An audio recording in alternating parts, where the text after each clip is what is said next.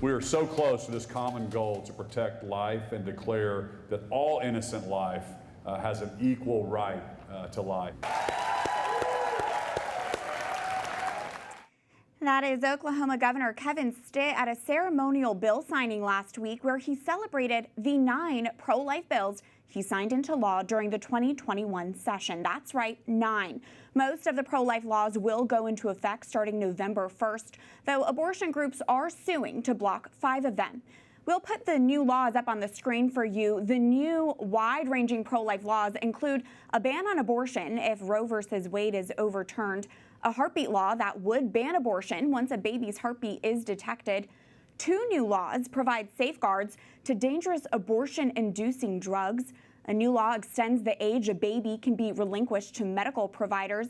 And 1 new law, Lily's Law, will require birthing centers and medical facilities to keep a written policy so families can direct the disposition of their stillborn or miscarried baby's remains. I spoke with Oklahoma Governor Stitt last week immediately following the ceremonial bill signing. Here's our interview. Joining us now is Oklahoma Governor Kevin Stitt. Governor, welcome to the show and congratulations on your pro-life success. You have signed 9 pro-life state bills into law this year, including a law to protect babies from abortion once an unborn child's heartbeat is detected. Governor, how does your state's law compare to Texas's heartbeat law, and are you optimistic it will also be enacted?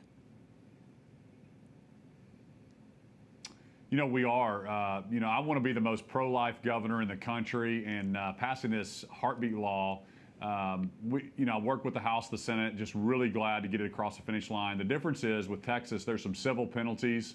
I'm sure it's going to be challenged. I mean, we always have left-wing groups coming into our state, filing lawsuits, trying to prevent the will of the people in the state of Oklahoma from going forward. So they'll probably be challenged, but we're very hopeful with what you're seeing nationally, and then the Supreme Court, looking at the Mississippi law. We're pretty optimistic this will stand. That's great to hear. And one of the new 9 pro-life laws prohibits fetal trafficking. I'm curious, was that inspired by David Daleidon's undercover Planned Parenthood videos? You know, the legislature, I'm sure that has that goes into some of their thought process when they pass those laws. It's common sense to us in Oklahoma that we're not going to traffic that. And so making that a law is just, it's common sense for us in Oklahoma. And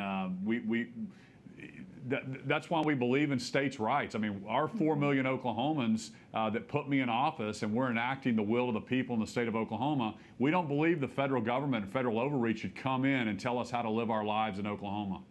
A number of pro-abortion groups, including several Planned Parenthood affiliates, are suing to block 5 of these new pro-life laws. What's your response to their claim that these pro-life laws are unconstitutional? Well, again, we believe that we have the right in Oklahoma to enact our laws, and I'm elected by all 4 million Oklahomans. And for these out-of-state groups to come in and try to challenge these, we just think it's preposterous. And we are looking forward to the Supreme Court pushing this issue back to the states where it belongs and not making this a federal issue. We ultimately believe that, life begins at conception. And we want to protect all life in Oklahoma. In your opinion, speaking of Oklahomans, do these 9 new pro-life laws have the support of Oklahoma residents? Absolutely. When you look at our legislature, and these passed overwhelmingly, probably 80% of our legislature passed. I'd have to look individually at all the different bills, but around 80% passing. And so those folks are individually elected across our state.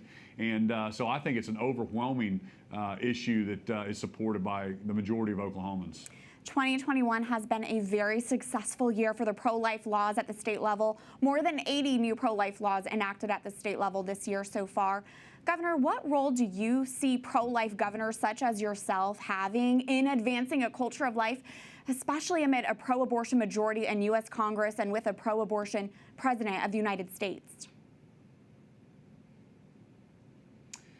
I think it comes down to how our Constitution was set up. I mean, we have 50 different individual states, And we believe in the 10th Amendment. And we should, if California wants to govern one way and Oklahoma, the people want to do something different, that's our right. And so I think you're going to see more states step up saying, this is who we are.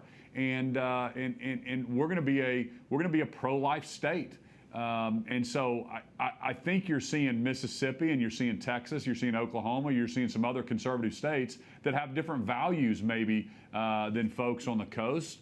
And so we're going to continue to stand up. And as long as I'm governor, I'll protect our way of life and our values in the state of Oklahoma. You have 6 children. Governor, can you speak to the gift of life and openness to life in your family?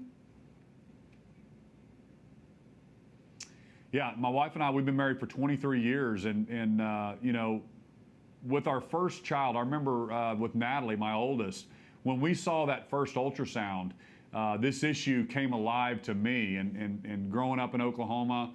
But once you see and you hear that heartbeat and you see that ultrasound of that human life, it really is preposterous to think that it's okay to take a life. And that's why this is such an important issue to me and really my colleagues in the House, the Senate, and the majority of Oklahomans.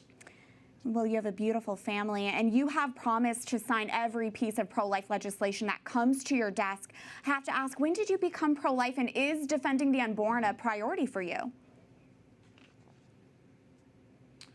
Yeah, you know, when I never ran for office until 2018. I was in the business world, and on the campaign trail, this issue became more and more real as you start realizing that if you're fortunate enough to become governor, you have to set the vision and the standard for the state.